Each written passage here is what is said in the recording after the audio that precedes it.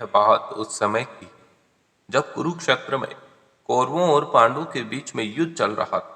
पितामह भीष्म कौरवों की ओर से युद्ध लड़ रहे थे, लेकिन कौरवों के सबसे बड़े भाई दुर्योधन को लगता था कि भीष्म पितामह पांडवों को नुकसान नहीं पहुंचाना चाहते। दुर्योधन का मानना था कि भीष्म पितामह बहुत शक्तिशाली है और पांडवों को मारना उनके लिए बहुत आसान है।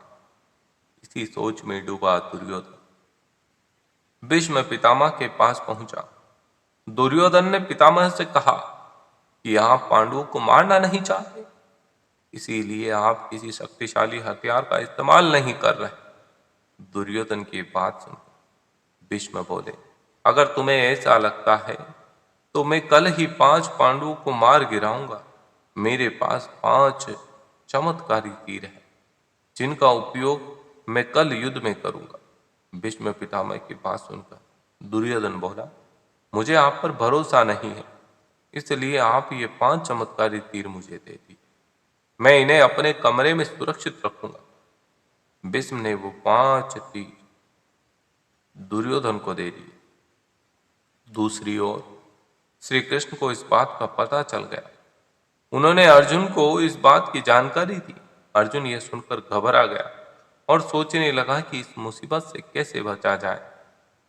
भगवान श्री कृष्ण ने अर्जुन को याद दिलाया कि एक बार तुमने दुर्योधन को गंधर्वों से बचाया था। तब दुर्योधन ने तुमसे कहा था कि इस एहसान के बदले तुम भविष्य में मुझसे कुछ भी मांगा सकते हो। भविष्य में मुझसे कुछ भी मांग सकते हो। यह सही समय है, तुम दुर्योधन से वो 5 चमत्कारी तीर मांग लाओ।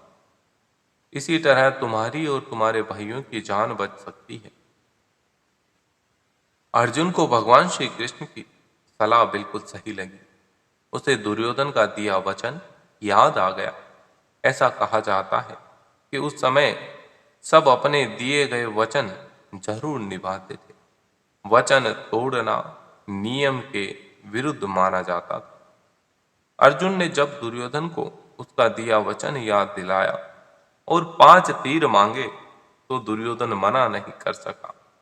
दुर्योधन ने अपना वचन निभाया और वो तीर अर्जुन को दे दिए।